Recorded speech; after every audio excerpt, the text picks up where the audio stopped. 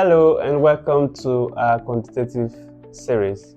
This is section E, right? Let's look at the samples and do our analysis, right? Okay, so in these samples we have 3 pots, all right?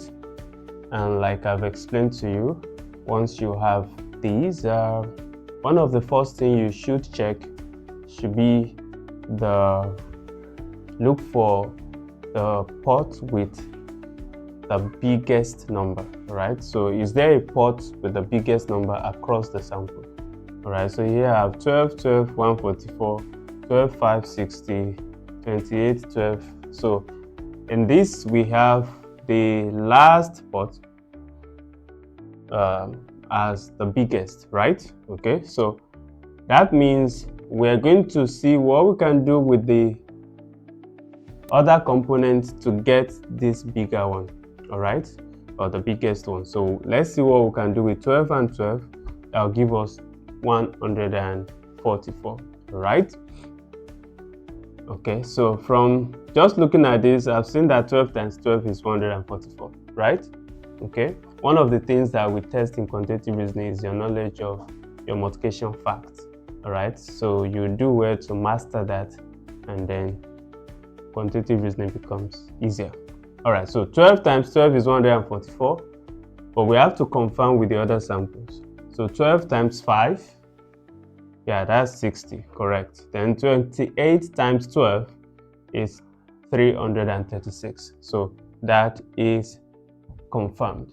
Okay, so it's just multiplication, right? So multiply these two, and then we have the third one.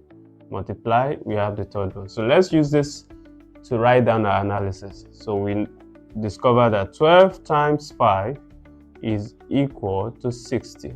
All right, so if 12 times 5 is 60, that means 60 divided by 12 equals to 5. Remember, we're reversing it, right? And also 60 divided by 5 equals to 12. Okay, so with this, we can solve for any missing pot in the questions, all right, in the exercise. So if 12 is missing, we know we are doing 60 divided by 5.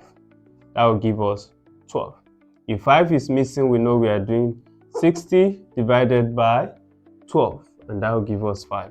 And then if it's the biggest pot that is missing, we know we're doing 12 times 5, and the answer will be 60. All right, so let's go to the exercise. All right, now we have the exercises, all right? So 16 to 18, all right? So how do we go about it? We've already done an analysis. In number 16, we are looking for the biggest pot, all right? And that's in place of 60. So how did we get that? We did 12 times 5, so that means we're going to do 15 times 10 here, and 15 times 10 is what?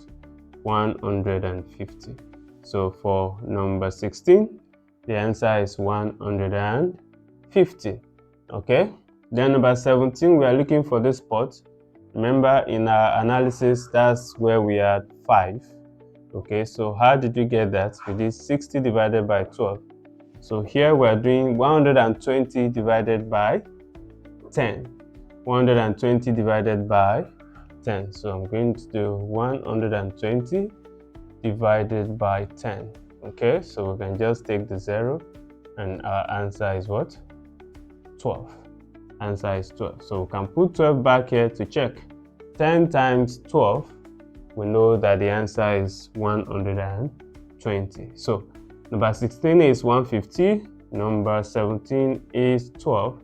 Now it's your turn to tell me the answer to number 18. All right, thank you. I'll be waiting to see your answer. Bye.